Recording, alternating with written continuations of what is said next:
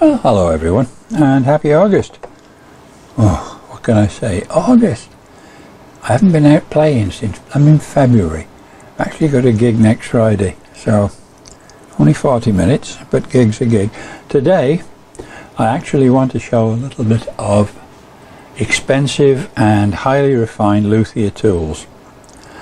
People think that, oh, you've got, loads and loads of stuff. If you're a luthier, you've got all manner of good things. You've got these to do bridge pinholes with, and I don't know. What else we got? We got this little, tiny little, if I can get it in the camera, tiny little hex keys. You'll be amazed at what tiny little hex keys can do. And a ticket for the Severn Valley Railway, always useful. Anyway, I wanted to show you a few of the things that don't cost thousands of pounds, or even pounds in some cases, that you can use as a luthier. And we'll start off with the good venerable lollipop stick. I shall zoom into that so you can see it properly. There we go. Popsicle sticks, if you like, depends which side of the Atlantic you're on, I suppose. But these little pieces of wood, they're a couple of £3 for 100, or quid, for those of you who don't know, is a British pound, or pound sterling, as opposed to euro currency or dollars or yen or what have you. These are used for stirring paint, for mixing glue, spreading said glue. Of course, you can just trim them down to a nice little square end if you want, or make them thin. You can cut them diagonally to make a pointy thing. Amazingly useful things, and one will last you minutes. And popsicle sticks, wooden pop. You can have plastic ones. I prefer the wooden ones. I know it's already well to say trees die, but I don't know how many trees went making that one. They live in a sauerkraut jar. Okay, the next thing, I know you've seen people use these, pipettes, whichever, small pipes. These have this amazing graduation on them. Oh, let's get it where it can be seen. And there we are, pipettes. Better, make people seasick. You squeeze the bulb, put it in whatever you want to do, and it fills up. These are great for putting white glue in small places. I use them for putting glue in flat slots. Anywhere you want a little bit of glue in a tight corner. Pipettes. They're again a couple of £3 for 50 of the blooming things. They do not cost a lot of money. Okay, next, these. Oh, it does look good from that angle, doesn't it? You take the lid off, and they are the venerable cocktail stick. These are brilliant. There's more uses for these. Sometimes you're doing something and you think, oh, I wish I had a cocktail stick. And I just noticed that one of my collets for my Dremel is running about here. It should stick to my magnetic holder, but it doesn't because it's not magnetic metal. Anyway, the cocktail stick, if you accidentally drill a hole in something, let's do that. Mind your ears.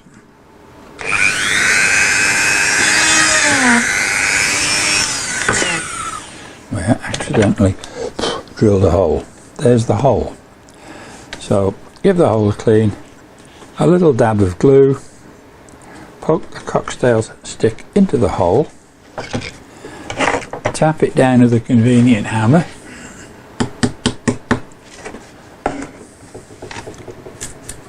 do that, and the hole's filled. You can, of course, There we are. It's like there was never a hole. It's great for holes in peg heads where you put in different oh, my brain's gone. What do you call those things you wind the strings up with? String winders. Ah dear, machine heads. Thought you heard me then. So very useful. You put those in the hole, and if you really want to be pedantic about it, you can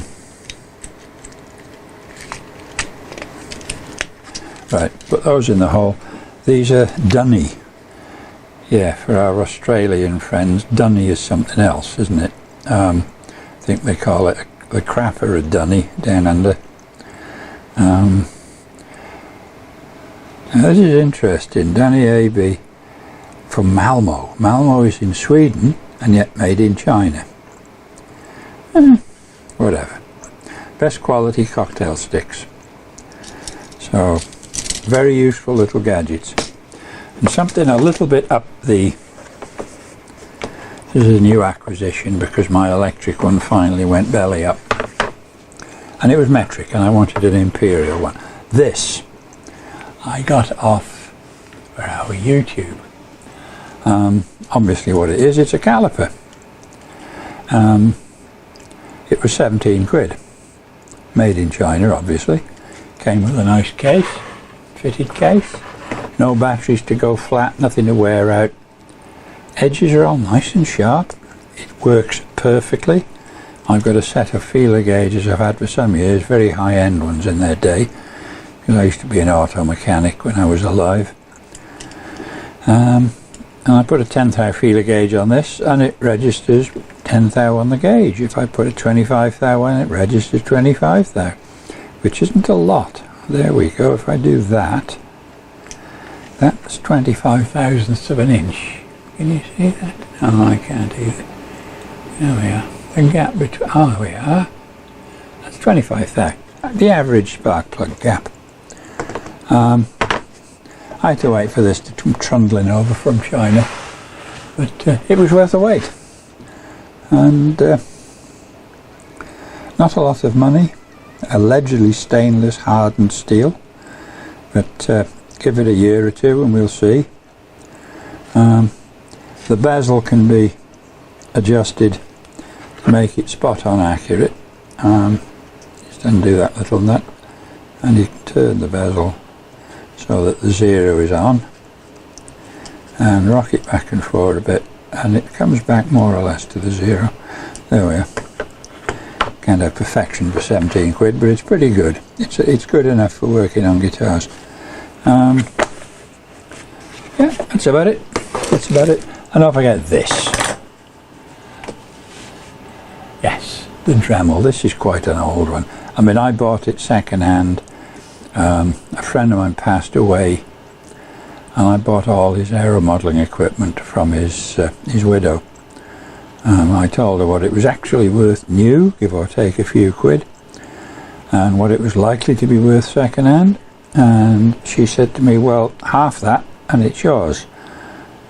So I got an awful lot of aero modelling stuff for not a great deal of money. I should clean this poor thing, shouldn't I? A little bit of naphtha on it. I might do a video on changing the brushes. I've had it for years. It's something I did buy in this last few days. Funnily enough, I've been using collets for years and years. I got one of these chucks. Now the actual Dremel one is, I think, about 8 or 9 pounds for the little chuck. And these were 2 for £7.50. You can't argue with that. And they're accurate. I mean, look.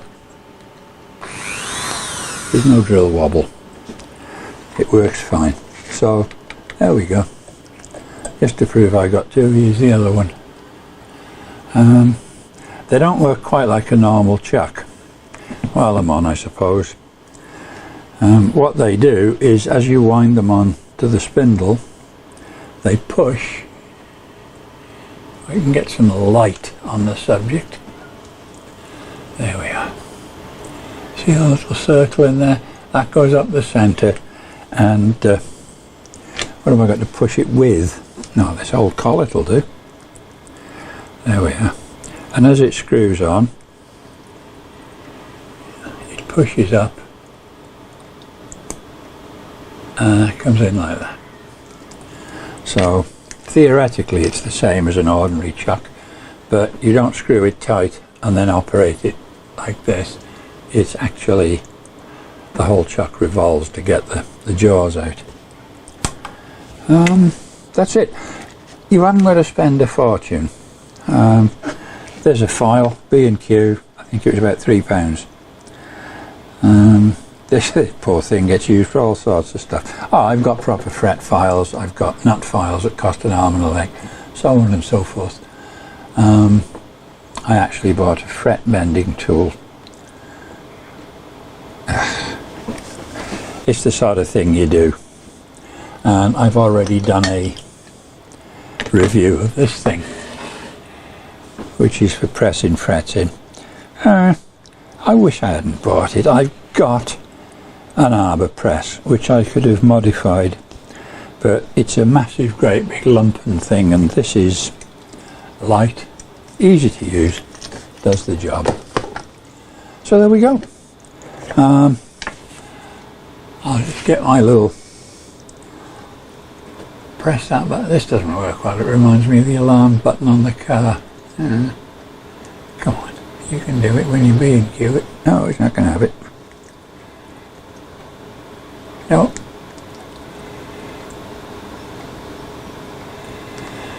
Ah, dear Lord.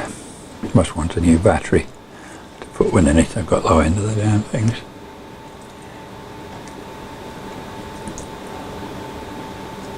No, never mind. Switch it off, and thank you very much for watching.